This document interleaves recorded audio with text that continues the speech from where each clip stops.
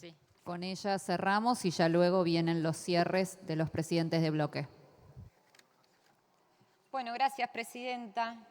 Yo, señor jefe de gabinete, por supuesto, antes de que viene cualquier funcionario a esta casa, le pido a mis asesores que me hagan un perfil de de los funcionarios, por supuesto, para saber, ¿no? Más minuciosamente, más allá de la pública, más minuciosamente de con quién estamos interactuando. Y la verdad que leía el informe y no lo podía creer y quería que usted me chequeara, porque en internet suelen haber tantas fake news y cosas que acá, no, porque usted hablaba de Estado corrupto, casta y otras hierbas que no salen del vocabulario del gobierno al cual usted pertenece.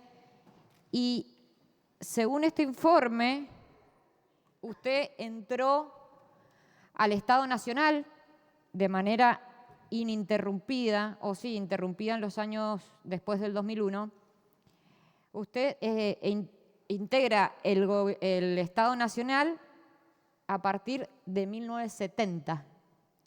Ingresa al Estado Nacional, según este informe, en 1970 al 73, que fue secretario privado del ministro de Justicia de la Nación de ese entonces, y del 74 al 78 se desempeñó como abogado del Departamento de Asuntos Jurídicos de ese ministerio, y luego del 78 al 75, director del Instituto Nacional de Crédito Educativo, bueno, y así sucesivamente los lugares en el Estado hasta el 2001, que fue asesor del ministro de Economía Cavallo, luego Aeropuertos 2000.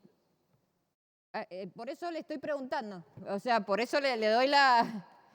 Sí, por eso le pregunto, no es una afirmación. Empecé diciendo, esto es lo que figura públicamente. Más allá de que si fue ministro, fue asesor o no del ministro Cavallo, mi pregunta es si es verdad que usted desde 1960, es decir, 70, perdón, es decir, 54 años, si mal no sacó la cuenta, lleva como parte del Estado Nacional.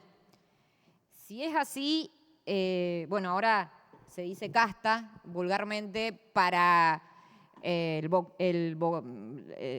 vocabulario peronista sería burocracia. Nosotros le decimos burocracia o burócratas a quienes se desempeñan en cargos y lo hacen independientemente del gobierno al cual sirven, porque desde el 70 al 2024 han pasado de todos los colores políticos en el Estado Nacional, incluso una dictadura cívico-militar asesina, y usted ha permanecido a pesar de esos gobiernos.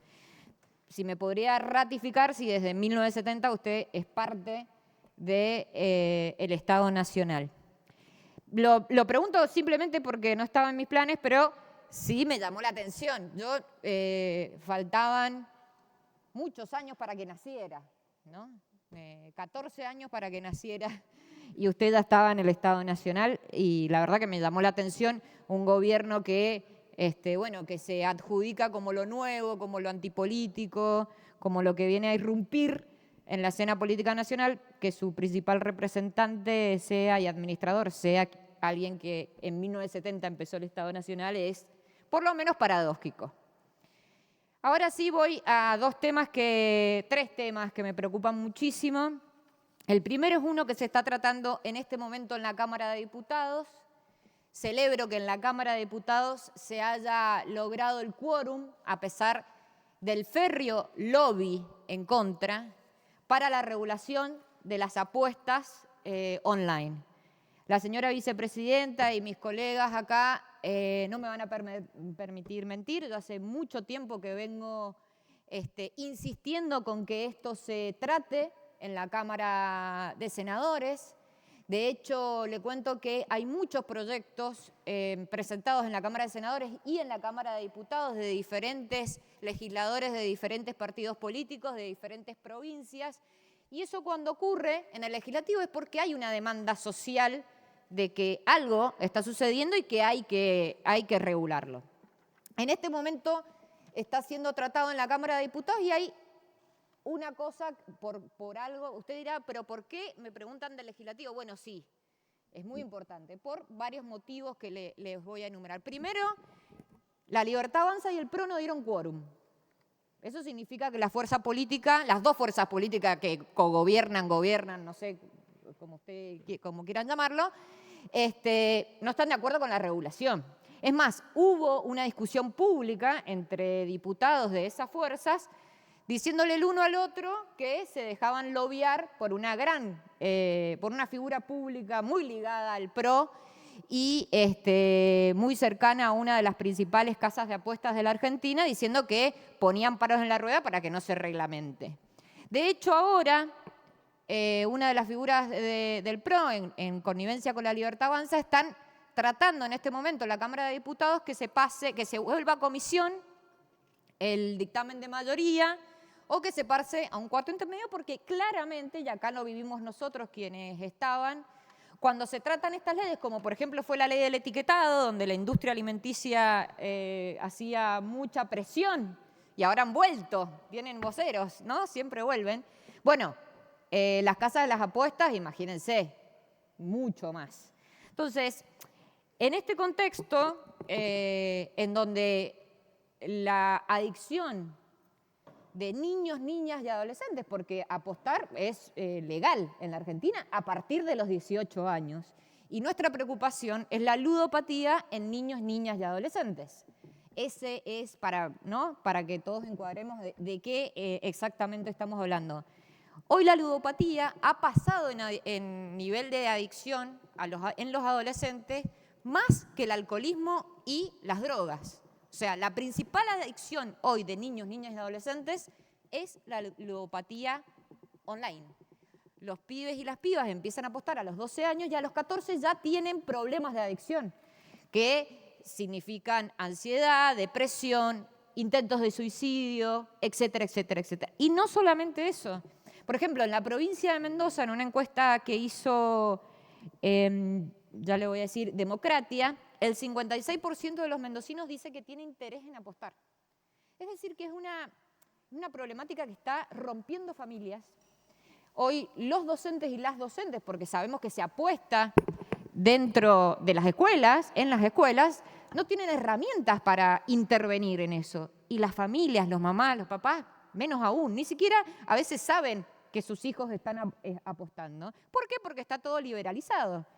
Y además, y esto dicho por la Iglesia Católica, la principal, digamos, la pastoral, sacó un documento pidiéndole a los legisladores y al Ejecutivo Nacional que reglamente el tema de las apuestas, dice algo que es que sabemos que está pasando en los barrios, que es que el Estado se está retirando de los barrios populares y está avanzando el narcotráfico, pero además el narcotráfico está financiando las apuestas online de nuestros pibes y nuestras pibas, y a través de mercado de pago y billeteras virtuales están lavando el dinero a través de las adicciones de nuestros pibes.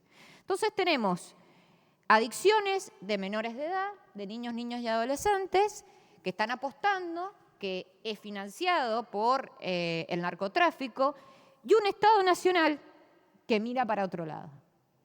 Y que además de mirar para otro lado, se está incluyendo en algo que ya es mucho más peligroso, porque está yendo no solamente a las adicciones y a los valores y a los temas de salud mental, de salud, sino que también se está metiendo en los valores como sociedad.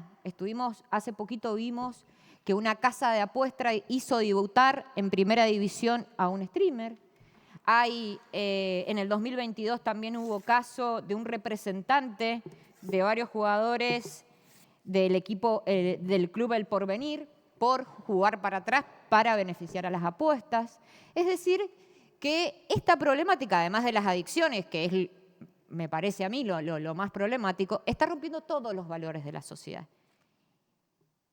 Y en este contexto de un partido político que gobierna el Estado Nacional impidiendo o tratando de impedir, por lo menos en la Cámara de Diputados, que se trate una reglamentación, tenemos un Ejecutivo Nacional que pone a cargo de la Dirección de Niñez y Adolescencia de la Argentina a un ex CEO de Codere, que es la principal casa de apuesta de la República Argentina.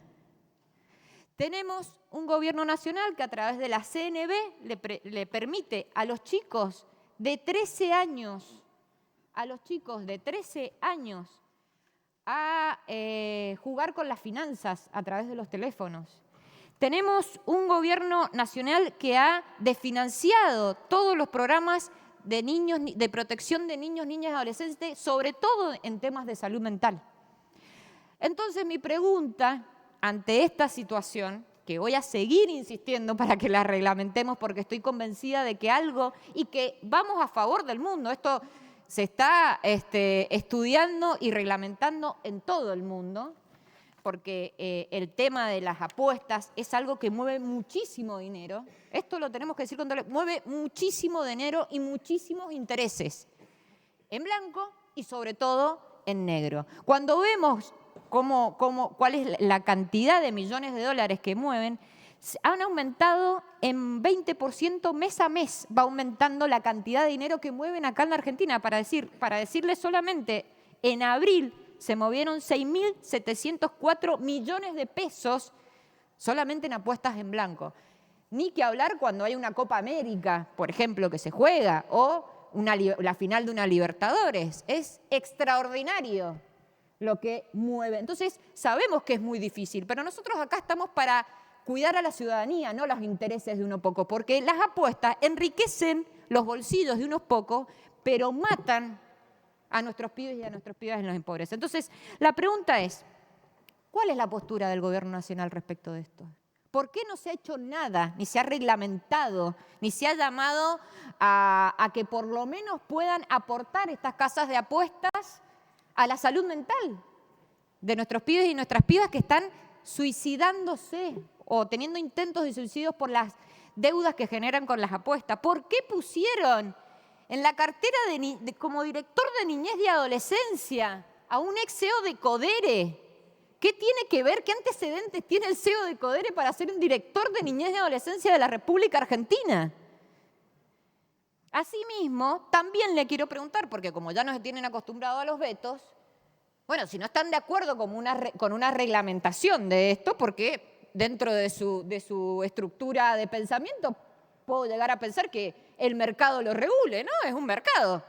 Bueno, si nos ponemos de acuerdo entre todos los bloques de diputados y senadoras y sacamos una ley de reglamentación para cuidar a los niños, niñas y adolescentes de este flagelo, ¿la vetaría el presidente de la Nación? Ese es el primer tema que le quiero preguntar. El segundo tema, que usted lo nombró, es el tema de la derogada hasta hoy ley de tierras. Usted sabe que la derogación de la ley de tierras, de la extranjerización de las tierras, para decirlo más concretamente, se hizo a través del decreto 70, que este Senado rechazó.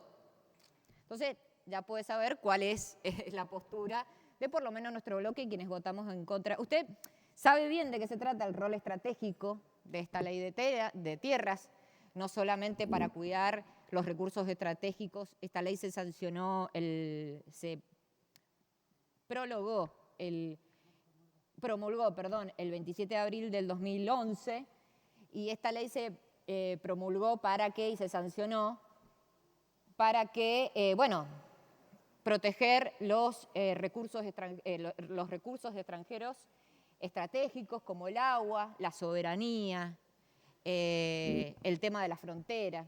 Le digo que usted bien sabe porque usted estaba en primera fila aplaudiendo a la presidenta Cristina Fernández de Kirchner en ese momento. Y ante esta derogación por el DNU 70, a mí me gustaría linkearlo con el decreto 950 del 24, que como ustedes y varios han preguntado, es el que saca remate tierras del Estado Nacional y edificios del Estado Nacional en diferentes provincias de la Argentina. En Mendoza es escandaloso, muchas de las cosas.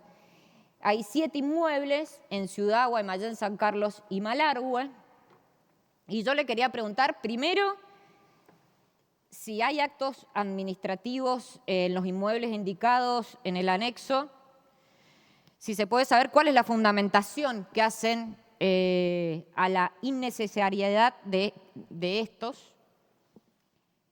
Si se ha efectuado un análisis de estos edificios que se ponen en la venta y las delegaciones que tiene el Estado Nacional en las provincias que están alquilando. Le cuento que yo hice este relevamiento en algunos edificios porque hay delegaciones, por ejemplo la que tenía el Ministerio de Desarrollo, que ya no existe, pero hay otras delegaciones que están alquilando inmuebles en la ciudad de Mendoza y que tranquilamente podrían estos edificios ser sede y ahorrarse el Estado Nacional. O incluso en Mendoza se está poniendo en marcha el Código Procesal Penal de la Nación. Nosotros habíamos visto edificios para que la Procuración Nacional pudiera estar en algunos de esos edificios. Bueno, quisiera saber si eso se ha tenido en cuenta o simplemente están y lo sacaron a la venta en un decreto. Otro caso que me preocupa es el cuadro estación de la ciudad de Mendoza, teniendo en cuenta que ahí se encuentra parte de la base de operaciones del ferrocarril. ¿Cuáles son los planes que tienen sobre la localización de los talleres que existen ahí? Bueno, acá estaba recién el ex intendente de la ciudad de Mendoza que va a saber explicar muy bien lo que estoy hablando. Y también está el cuadro de estación del ferrocarril de Guaymallén. Es un predio inmenso que está al lado del Julio Lepar, un centro cultural muy importante que se hizo también con recursos de la Nación. Y quisiera saber cuándo se va a tener el precio de base en el que va a salir a la venta ese cuadro de estación. Si se ha tenido algún tipo de vínculo con los intendentes de esas localidades y con el gobernador de la provincia de Mendoza para saber acercar cuáles son las propuestas que se van a hacer respecto de esos inmuebles. Y por último, en este tema, hay un inmueble ubicado en San Carlos, en el Valle de Duco, en la provincia de Mendoza, que es una de las tierras más caras y más ricas de la provincia de Mendoza. Sobre todo por el agua. El recurso del agua en la provincia de Mendoza es un recurso escaso y por supuesto que en las zonas rurales tener el acceso al agua resulta muy atractivo. Ese gran terreno que han sacado a la venta es fronterizo. Entonces yo quisiera saber si ustedes antes del remate han tenido en cuenta la zona fronteriza por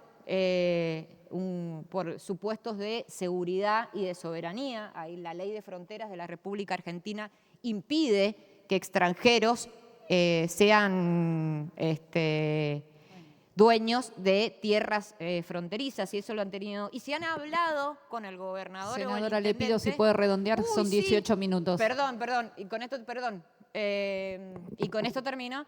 Tenía más, pero con esto termino. Si han hablado con el gobernador y el intendente respecto de si hay algún proyecto productivo para la zona.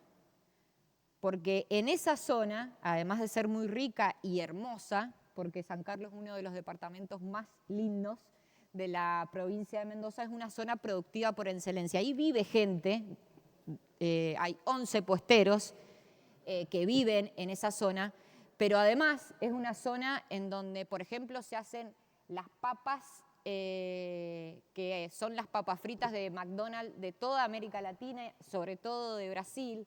Hay muchos que están interesados en esa zona, pero a nosotros nos encantaría, como mendocina lo digo, que eso también pueda ser aprovechado por todos los mendocinos y sobre todo por los sancarlinos. Entonces, lo que quiero saber es si van a tener en cuenta la ley de frontera y si han hablado con el gobernador o hay conversaciones con el intendente para hacer un desarrollo productivo integral en esas tierras. Gracias. Muchas gracias. Tiene la palabra.